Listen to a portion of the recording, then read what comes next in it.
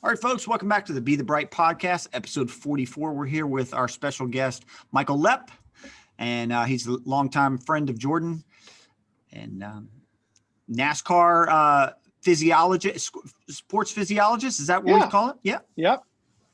Pit crew guru, and he's also got his own coaching company, Zone One, and yeah. So we met because of Zone One, which we kind of talked about briefly, but let's talk about how you dove into coaching, because you'd always been involved with sport, but how you kind of ventured out and did your own coaching thing. And once you talk about that, we'll talk about the influence it's had on me on and off the bike as well. Well, like I said, when I came out in the 70s and 80s with as a sports physiologist, there was probably 20 of us in the country, very poor. People didn't know who we were, sports science. So I got into medicine, but after a while and work, in medicine, I thought, I'm going to start my coaching company, Zone One. And part of that was that all coaching is based on a foundation, and Zone One is the lows, and that's kind of where that name came from. And it kind of started it when I was in High Point, Greensboro area. Yep. And, started working with people like Jordan. And we kind of, one of the reasons Jordan doesn't do this is that we started a team, our Zone One team. So I took part of coaching the athletes in the area, and Jordan was the youngest. By far the youngest. Right. He was riding with, I had, my typical athlete was a 50-year-old CEO of a multi-million-dollar company that wanted to ride, I think Mount Mitchell, bridge to bridge, assault on Mount Mitchell, guys set those goals. And so a lot of our guys were that. And we, part of the part they didn't know about was that camaraderie and with Fedler, all you guys were kind of developed a bond and worked together. And that was kind of my secret sauce in the deal, as much as it was that I had all these numbers that I had on you. You guys were a great group of guys, and I think they were good mentors to you. Yeah. And what's funny, I mean, Jason and I still talk often. Yeah. He's actually, we got him into Arsenal this year, which is Matt's ambassador team. Right. We got him into Arsenal, and he and I ride together some still. We were actually down at Matt's race that he puts on back in March when all this happened. We were down there together. So, people like that I still stay in touch with. One CEO retired and now has 2 or 3 Peloton franchises.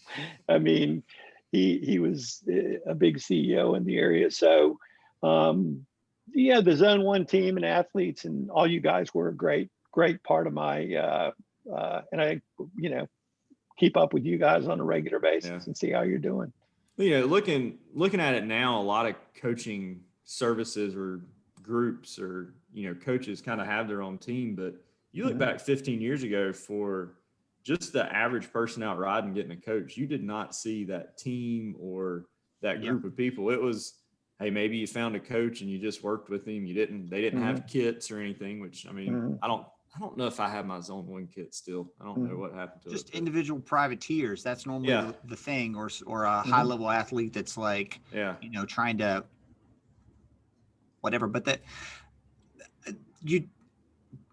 that's building community, which is now something everyone talks about because of social media, and it's real, and it's a legitimate thing. Yeah. But back then, and I don't mean back then. That's the wrong word. But at the time, back then it is 15, 16 years ago. When everything was black and white, and it just definitely was ahead of its time. And that's important to, let me tell you a rule I had.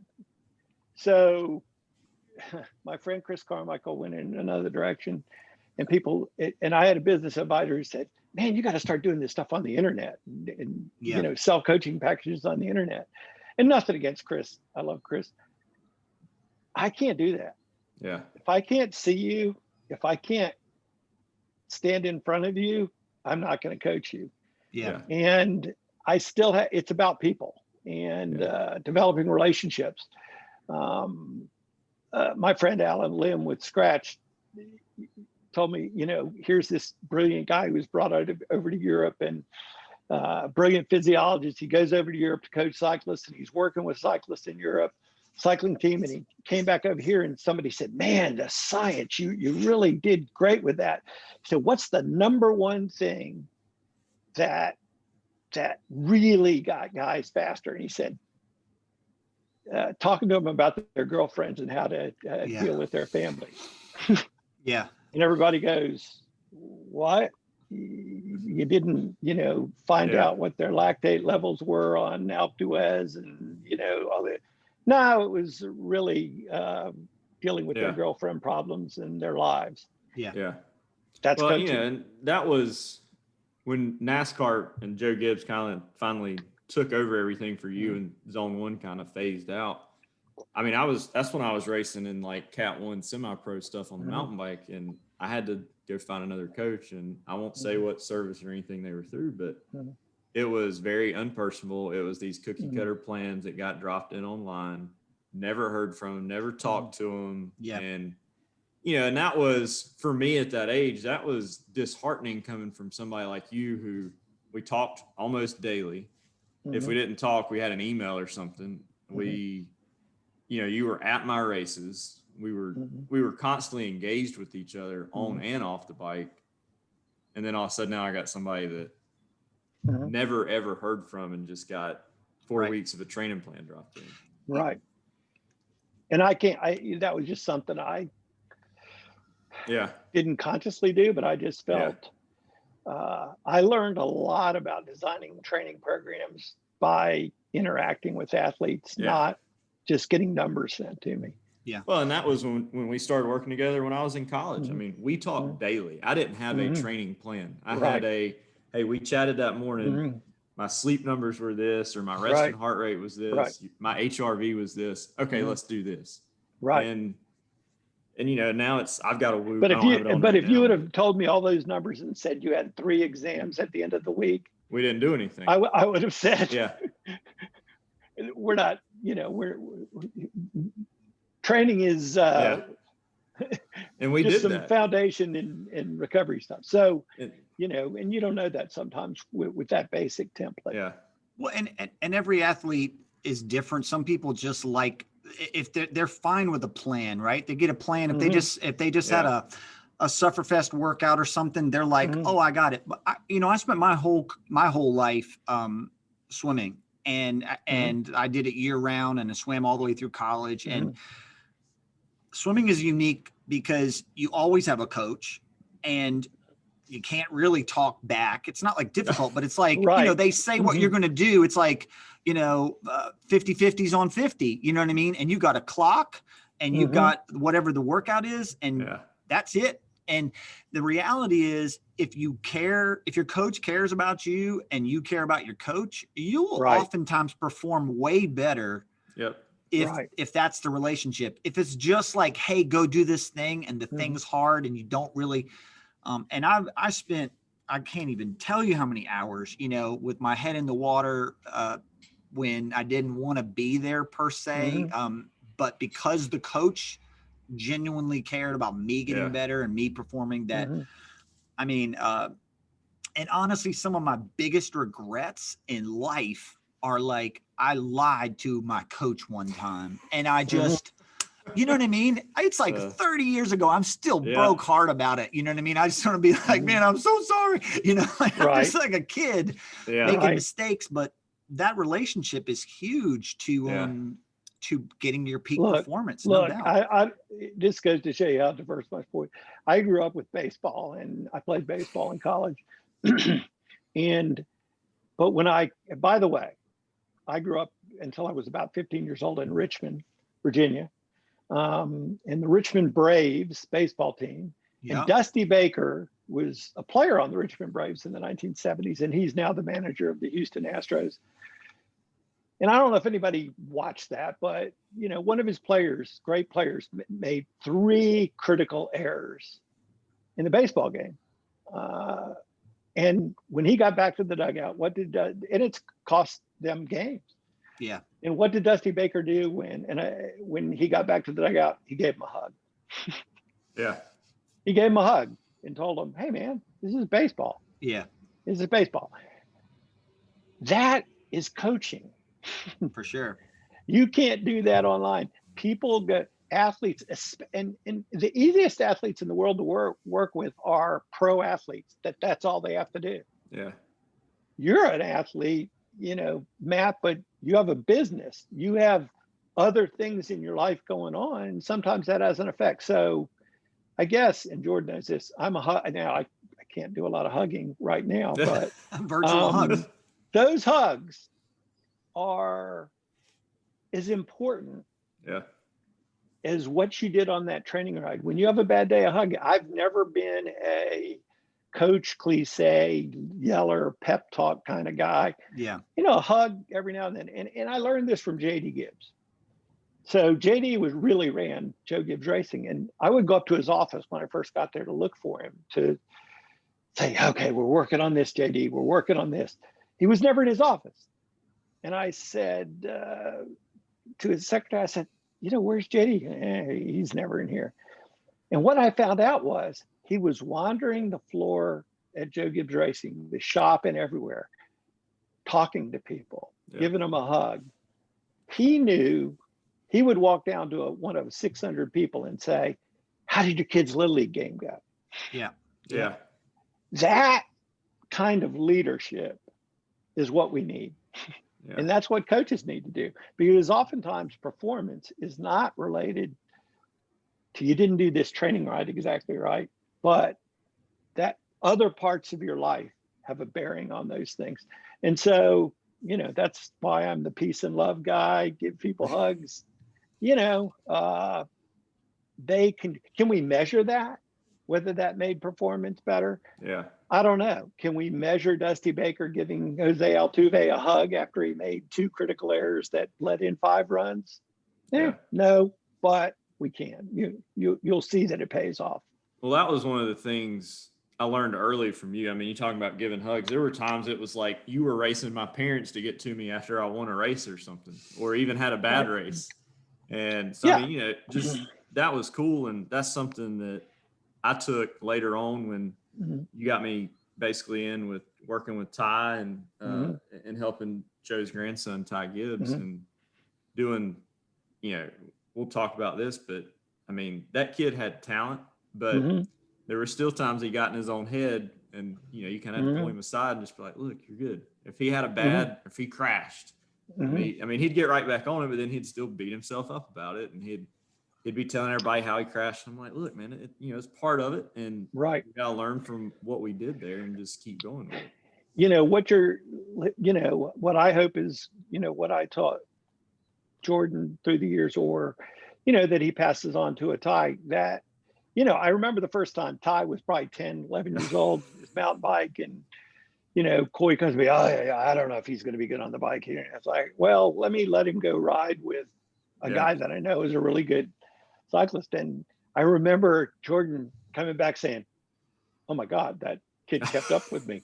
Yeah. It's basically, that's the way you're going to test it. I'm going to get him behind me and I'm going to get on this technical course and I'm going to see what he does. And I remember Jordan called me and said, oh my God, his bike handling skills are incredible. And,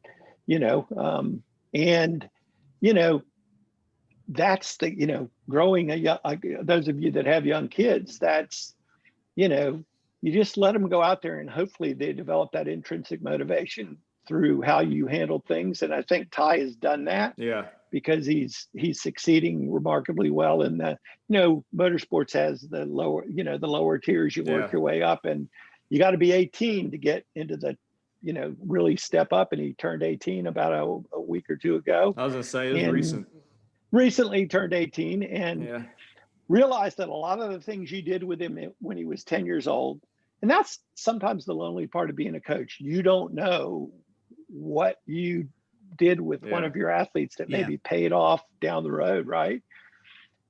That's our teachers. I actually started off as a kindergarten teacher before I went back to grad school, but you don't know the impact you're going to have on the people that you coach and work with. And Jordan did a great job with Ty, and now Ty's racing cars at 180 miles an hour. But but he's got a good mindset. And I think he's going to succeed at it. And I saw that early on. He wanted it. He was driven. And two wheels does translate over to four wheels in some ways. Mm-hmm. And he had that eye for speed and going fast early. Right. And I saw it. I told you that early. I told Coy that many a times. I said, there's something there because if I went out and I really wanted to go hard, I could leave him. But if I went out and rode at a steady pace, I couldn't leave the kid. I mean, he was sucked up on my wheel, and he's 10 years old. And at that time, I'm 22, and I was working with you. I was in probably some of the best shape I'd been in ever. And here's this little 10-year-old kid that just stuck on my wheel. So and I asked Tony Stewart. Now I take back something I said in another podcast about athletes. Tony will tell you that. I remember one time he said, "Get me a bike." I said, "Here's a list." He said, "Give me the $20,000 bike." It's the most expensive bike that I've ever seen. I don't know, but Tony was fat and out of shape, and he said to me, I said to him, "What makes you guys able to, in stock car racing, it's about a controlled drift at 180 miles an hour." You don't realize the car to be fast needs to be kind of drifting. You can't really see that. And I said, "What is it with you guys that's good, and why somebody's good and bad?" And he said, "I've got a good ass." And I'm like, "What?" He said, "A good driver can feel in his ass." And I remember when we went to carbon fiber seats, and this goes back to bikes. I think I know this story. Bikes. Tony said, "I can't use a carbon fiber seat." And that's what I heard in cycling when we went to titanium and carbon fiber. We made that transition from steel. If you've ever ridden a steel bike, you can actually feel that road and you get a great feedback. Carbon fiber is light, but there's not a lot coming to it. And Tony said, "The hell with that carbon fiber seat. I got to have the steel seat because I can't feel the track." Ty has a great ass. I mean, and it's funny because he had that at 10 years old. You came back and said his bike handling is like, it was unreal. I mean, it was crazy. And it got better and better. And then when I heard he was getting into racing, I remember telling my girlfriend at the time, now wife, I said, he will do something special like that. Yeah. And he is. You brought up Tony, which was he out of shape when he did those doubles? Tony, because that wasn't, those were big days. Yeah. Tony, this is that intangible that is in some people that they don't know. He is so passionate. He would race a car for nothing. His passion, and he would go into some zone. I'd look at it and say, "How's this fat guy able to do this?" I have no comprehension, especially the longer hot races. Yeah. Now he did lose quite a bit of weight. When I got there, we were able to get him to lose some weight, but he's an example of where his mind checks out and he has no idea. Yeah. I would get the physiologic data and I would go, "Who is that? What the hell?" But guess what? Guess what the data showed? His heart rate was lower than anybody else's. And you see that. You'll see some people come to me and say, "Kyle Busch, man, that guy's a constant rage and whatever." And I put the heart rate monitor on him and he'd be in these 3 wide, 200 miles an hour going into the turn, 120 beats per minute. Yeah. Most drivers are 180. Yeah. So there's some people, and Tony was that way, and bike cyclists too. It's that neurochemical drive to the heart rate, and that's driven by the brain. And some people just have this, because I'll look at guys on descents. They're 60, 70 mile an hour descents in cyclists, and their heart rates are 80 beats per minute. You're not going to get any data on me doing 60 or 70. Yeah. We don't have a good. I'm on the brakes. I'm on the brakes if it's that high. But gosh, Sean Yates, back in the day, George Hincapie, great descender. And you look at it and you go, why do some people have that? And that's where that rear wheel is just about ready to snap loose. Yeah. And they have that feel, even through carbon fiber now. I would love to get into a race car at some point in life, just to see. That. See, that's what I got. Yeah, we can arrange that. We need to arrange that. He's doing it virtually, like he's getting the I've been into practice iRacing for 10 years now, and I always tell people the iRacing is cool, but you don't get. That's the one thing. There's no simulator tail wise. There's no tail. You can't feel that. Yeah. So one of my good buddies from high school works for RCR. And he's really good friends with Tyler Reddick. And when you guys were doing the pro invitational stuff, when NASCAR was stopped, Tyler was saying that he enjoyed it, but he couldn't feel that stuff. And it was like, he's like, it's fun, but I just don't have that feel. You can feel your braking and acceleration, which would be similar to a descent, but you can't feel that edge. Yeah. Well, Michael, thank you so much for joining us, man. We really appreciate it. This was awesome for me. It's all stuff I know, but it's still fun to talk about it. You need a haircut. My time with Jordan. Did you say Jordan needs a haircut? Yeah, and see, I'm waiting. Telling him this myself. No, that comes to the day when if you really it's going to happen with Jordan is when he goes to the Dr. Evil. That's what Coy Gibbs gave me, the Dr. Evil. Yeah, we didn't even talk about Dr. Evil. Yeah, Dr. Evil, but I can see now that we're getting to the point where I'm going to have to get him Dr. Evil up there.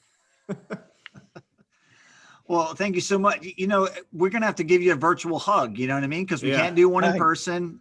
We look forward to getting down there to Charlotte. I want to be there whenever this NASCAR lap unlocks. Yes. We'll have to get you down there, because if you hadn't seen a pit stop in the modern day and age in person, that is truly magical. I always tell people people say, well, the cars are going slow there on pit road. What they don't realize is they're 200 on the track and they're doing 55. Yeah. I would always tell people, if you want to know how fast those cars are running on pit road when they run out in front of them, just go out here to the highway and stand about an inch from a car going by at 55. And assume that the guy that's coming in behind him is going to actually stop. Yeah. Yes, correct. Yeah. A lot of trust. That's what, real quick. Obviously, I saw the pit stops back there in the practice area 100 times working with you and hanging out over there and stuff. But when you got me with the hot pass to Charlotte that time and being on pit road, you got me up on Denny's pit box. And that was the wildest thing. And I still to this day talk about it with my wife. I said that was still one of the craziest things. And it was one thing to see it in practice. It was another thing to be standing right there watching. For sure. Hey, I'll tell you one more quick thing. I share cycling here during COVID. I've gone and watched all these cycling documentaries. Yeah. And it's funny when NASCAR people watch that when team cars come up and guys are holding on to them and domestiques are stuffing their things, going, oh my God, what are those idiots doing? They're right over the car. So it's kind of funny, both perspectives. They think that, riding in a Peloton, right next to somebody in a sprint or whatever, there's far more dangerous than anything we do. So it's perspective. Well, I'm glad to have you on. This one was obviously, these 3 episodes are special to me. So yeah, man, it was a good one. They're going to be hard to top, Michael. Thank you so much. And thank you guys. Love the shop. We got to get my order in. I gotta get a. We need some of that NASCAR money down here on the Eastern Shore here. I got logos. I got Toyota and Joe Gibbs logos. We'll put on something and look good. Well, I appreciate it, sir. Episode 44 in the books with Michael Lepp, and you all have a good day.